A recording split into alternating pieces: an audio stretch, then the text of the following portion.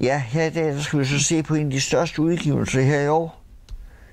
Ja, det skal vi, Niels. Det kan i hvert fald blive en af de største udgivelser i år, vil jeg sige, Niels. Ja, helt klart, helt klart. En af de mest spændende spil fra min side af i hvert fald. Også her for mig i hvert fald. Og spil, vi skal se på i dag, er Uncharted 4 A Thief's End. Jamen, lad os tage det. Jeg fik en, Niels. Ja, lad os det. Jamen, Jamen, ja, det er fandme noget af det pæneste, jeg har set på en PlayStation 4 nu til dags. Ja, helt klart, helt klart. Det er også en af de flotteste spil, jeg har set. Jamen, alle detaljer om det ansigterne, omgivelserne. Baggrunden. Ja, jamen, ja, baggrunden, omgivelserne rundt omkring i de forskellige verdener og sådan noget, ikke? Man nu kommer til skulle sige, eller baner. Ikke? Så det er virkelig, virkelig fedt. Niels? Ja. Jeg tænker, måske vi kigge på historien. Ja, lad os det. Altså, historien er, at Nathan Drake har trukket sig tilbage til et lidt mere normalt liv, og har giftet sig med Elena fra 1, 2 og 3.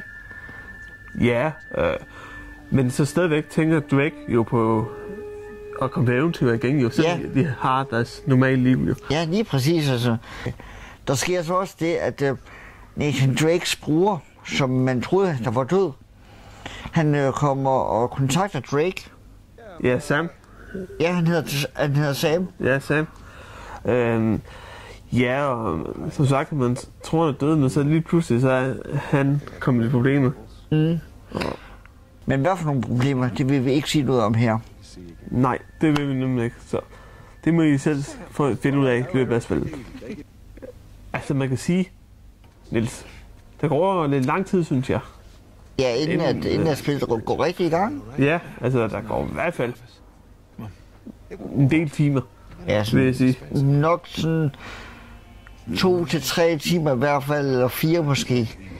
Ja, i hvert fald 3. Det er en lang start at spille det her, før det rigtig går i gang. Ja, det er det.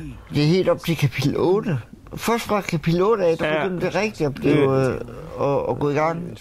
Og så skal man sige, og så vil jeg sige, kan man så lide det, eller ej? Det er så et godt spørgsmål. Jeg synes sgu egentlig fint nok, for så får man lidt vide, hvad der, ja, som sagt, hvad der ligesom sker for karaktererne. Man får et godt indblik i de nye karakterer, der er med i spillet og sådan nogle ting. Ja, for eksempel Sam, som vi aldrig har set i et Uncharted-spil før. Nej, lige nok. Gameplayet har jo ikke ændret sig særlig meget. Det er stadigvæk en tredjepersons actionspil. Ja, det er det. Men der er dog kun nogle nye tilføjelser til spillet. Ja, Niels.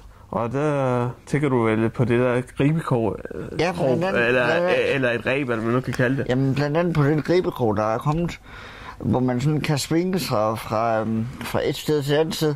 Men også i kamp, så kan man bruge den til at nedlægge sine fjender med. Lige nej, det giver bedre taktiske muligheder. Ja, og det giver mere dybde i gameplayet også. Ja, også det. Og en anden ting, der også er ændret sig rigtig meget i forhold til 1, 2 og 3, det er også, at de baner, man er i, de bliver mere åbne. Ja. Og selvom det ikke er sådan en helt åben måde spil, så er det virkelig sådan lidt, som du også sagt, det er semi. Ja. Det er et semi-open world. Ja, det kan man hvor man sådan kan gå på udforskning for at finde de her skatte her, som Uncharted-spil er meget kendt for, at der ligger skatte rundt omkring, som man så kan gå på jagt efter. Ja. Jeg synes bare, det er en rigtig fed ting at se. Fordi ja, det er en fed tilføjelse til serien. I forhold til første 3, hvor det var meget lineært. Ja, som sagt, Niels, når vi snakker om banerne og verden skulle til sige, at det er mere åben, så kan man også gribe fjenden på en lidt anden måde. Altså nogle steder, der er det muligt at, sådan, at tage dem ud taktisk sådan, ved at snise rundt. Ja. For eksempel, vi har noget græs, som vi kan sådan sidde nedagtigt, hvor fjenden ikke kan se en. Ja. Og så kan man også sådan, taktisk sådan, tagge dem på, når man sidder og spiller det. Og så kan man sige, okay, der sidder en fjende der, der sidder en fjende der, så man så kan tagge på, hvor man nu er. Og det synes jeg er fedt, fordi så kan man se, hvor de forskellige fjender de befinder sig. Jamen, jeg giver dig fuldstændig. Det giver så meget bedre gameplay. Jamen, et Uncharted-spil er ikke et Uncharted-spil uden gåder. Nej, det er altså, og der er en masse gåder, man kan løse her i det her spil her. Ja, men er gåderne så nogle af det samme som de første 3 spil, eller synes du, det er federe gåder i forhold til det? Jeg synes på en måde, at nogle gange er det lidt mere nemmere at gå til.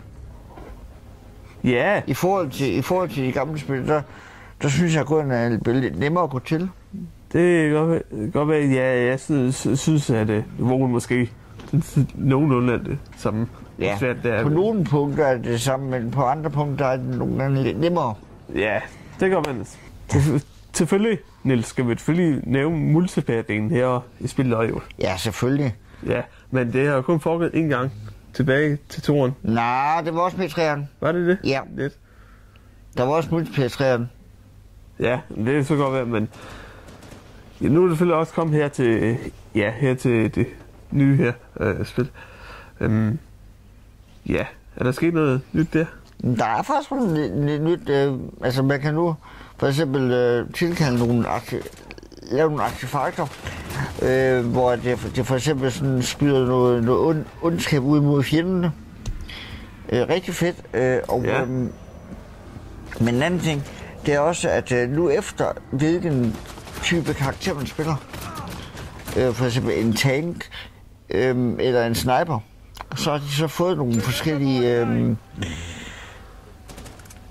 minions, eller hvad man nu siger, altså, som man kan få tilkalde, og så kan de så hjælpe med til at skyde andre ned med. Ja, for eksempel, hvis man spiller som en sniper, så får man muligheden for at kunne kontakte en sniper, som der bare sådan står og skyder.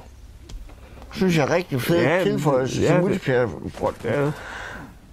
Jeg synes, det er rigtig sjovt. Det var sjovt før, men nu er det endnu sjovere. Jeg har selvfølgelig masser af grunde at vende tilbage til spillet, og når man er klart det hele. Ja. Der er også selvfølgelig de skat, som vi har snakket om. Ja. Men der er faktisk også lidt andet. Fordi at nu er der forskellige noter, altså man kan indsamle. Ja. Og det minder mig på mange måder om The Last of Us. Ja, det er da rigtig logik. Altså, fordi det åbne miljø, det minder mig rigtig meget om The Last of Us-spillet. Og jeg tror altså, de har fået idéerne fra The Last of Us. At det der med, at banen skal være mere åbne, og at der skal være sådan noter rundt omkring, som man så kan indsamle og læse mere om historien. Som I kan høre indtil videre, så kan vi jo godt lide det spil her.